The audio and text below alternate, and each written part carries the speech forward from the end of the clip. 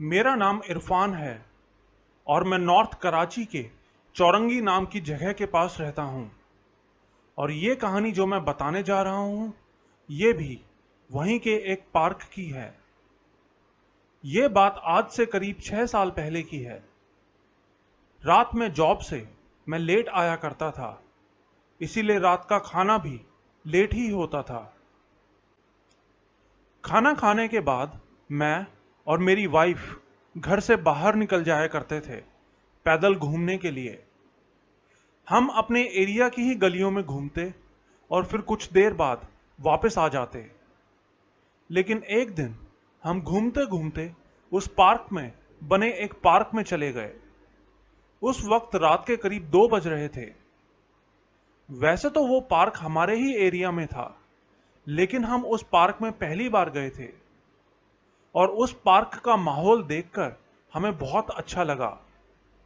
इसीलिए हम रोज रात उस पार्क में घूमने के लिए जाने लगे। हम रात करीब 1:30 बजे वहां जाते और फिर 1 घंटे बाद 2:30 बजे तक वापस आ जाते। रात में जब हम उस पार्क में जाते तो पार्क में बहुत रौनक रहती थी। बच्चे, बड़े, औरतें, सब अच्छी अच्छी फैमिलीज पार्क में होती थी। वो सब लोग बहुत तमीजदार और अच्छे घरों के लगते थे, इसीलिए हम रोज उस पार्क में जाने लगे। अपने बच्चों को भी साथ ले जाया करते थे जब भी उनकी स्कूल की छुट्टी हुआ करती थी। हमें वहां बहुत अच्छा लगता और बहुत सारे लोगों से हमारी दोस्ती भी हो गई थी। मेरी वाइफ की भी कई सहेलियां बन गई थी और बच्चों के भी कई सारे दोस्त बन गए थे। लेकिन एक बात बहुत अजीब लगती थी कि वहां हमें जितने भी लोग मिलते थे वो सिर्फ हमें पार्क में ही मिलते थे। पार्क के बाहर हमने उन्हें कभी नहीं देखा था, जबकि वो सब उसी एरिया के ही लोग थे। और हमने उनको बहुत बार अपने घर आने के लिए भी बोला, लेकिन वो लोग हर बार किसी ना किसी बहाने से मना कर देते थे। लेकिन उनका लहजा इतना अच्छा था कि उनकी कोई भी बात बुरी नहीं लगती थी। हम शायद 1 साल तक रोज वहां जाते थे, बहुत अच्छा लगता था। लेकिन फिर एक दिन मेरा ऑफिस से जल्दी घर आना हो गया। मैं घर में बैठा बोर हो रहा था, इसीलिए सोचा कि फैमिली के साथ पार्क में ही घूमने चला जाता हूं। मैंने बच्चों से कहा कि चलो पार्क चलते हैं। पार्क का नाम सुनते ही सब उठ गए और जाने को तैयार हो गए। कुछ ही देर बाद हम पार्क जाने के लिए निकल गए। लेकिन जब हम पार्क पहुंचे तो पार्क में ताला लगा हुआ था।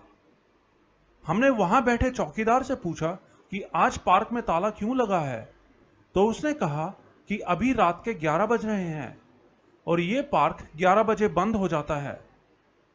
मुझे लगा चौकीदार शायद मुझसे मजाक कर रहा है, इसीलिए मैंने उसे गुस्से में बोला कि पार्क क्यों बंद किया है, वजह बताओ, नहीं तो गेट खोलो। चौकीदार बोला कि भाई जब मैं बोल रहा हूं कि पार्क 11 बजे बंद हो जाता है तो आप क्यों पीछे पड़े हैं। तो मैंने उसको बताया कि मैं तो रोज रात 1:30 बजे पार्क में आता हूं, तब तो ये पार्क खुला होता है, तो आज कैसे 11 बजे ही बंद हो गया। मेरी बात सुन के चौकीदार हंसने लगा। बोला कि भाई मैं बहुत टाइम से इस पार्क में चौकीदारी कर रहा हूं और मैं ही हमेशा खोलता और बंद करता हूं। आपको जरूर कोई गलतफहमी हुई होगी, आप किसी और पार्क में जाते होंगे। हम दोनों की काफी बहस हुई और आखिर में मुझे अपनी फैमिली के साथ वापस आना पड़ा। लेकिन फिर उसी रात 1:30 बजे मैं वापस उस पार्क में चेक करने गया कि वो चौकीदार मुझसे झूठ क्यों बोल रहा था। लेकिन मैं जब पार्क में पहुंचा तो देखा कि पार्क का गेट तो खुला हुआ था और वहां कोई चौकीदार भी नहीं था। मैं अंदर गया तो देखा कि पार्क के अंदर वो सब लोग घूम रहे थे जो मुझे हर रोज वहां मिला करते थे। मैं वापस घर आया और अपनी वाइफ को लेकर वापस पार्क में गया और जाकर उन लोगों से बात की। मैंने उनसे चौकीदार के बारे में पूछा तो उन्होंने बोला कि यहां तो कोई चौकीदार नहीं होता, शायद कोई आपसे मजाक कर रहा होगा। मैंने भी ज्यादा ध्यान नहीं दिया और फिर अपने टाइम पर घर वापस आ गया। लेकिन फिर अगले दिन मैं फिर से उसी चौकीदार के पास गया, गुस्से में। वहां पहुंचा तो वो चौकीदार वहीं बैठा हुआ था। मैंने उसको एक थप्पड़ लगाया और बोला कि तूने मुझसे झूठ क्यों बोला था कि पार्क 11 बजे बंद हो जाता है।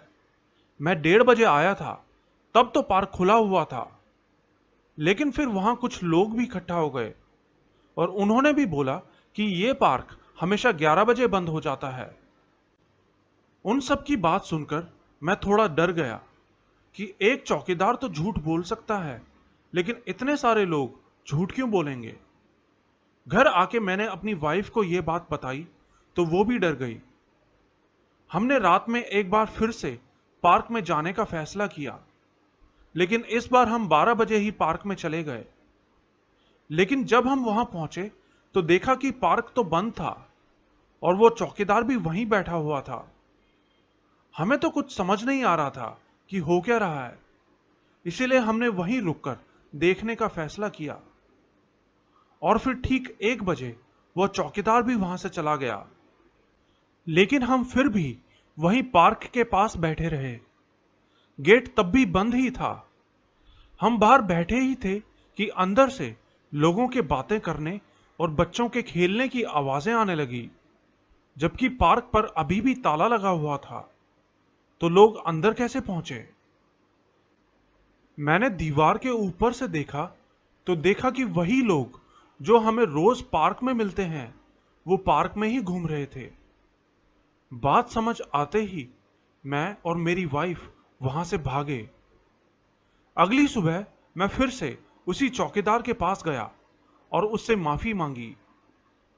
मैंने ये सारी बात एक मौलाना को बताई तो उन्होंने कहा कि बेटा आप डरो नहीं, वो अच्छे जिन्नात होते हैं। उन्होंने आपको किसी तरह का कोई नुकसान तो नहीं पहुंचाया ना, बस आप रात में उस पार्क में मत जाना। मैंने मन ही मन सोचा कि रात में तो क्या, मैं तो अब दिन में भी उस पार्क में नहीं जाने वाला। आज इस बात को बहुत टाइम बीत चुका है, लेकिन जिन्नात के साथ मैंने दोस्ती की थी, मजाक मस्ती भी किया था। ये सब याद करके आज भी डर लगता है।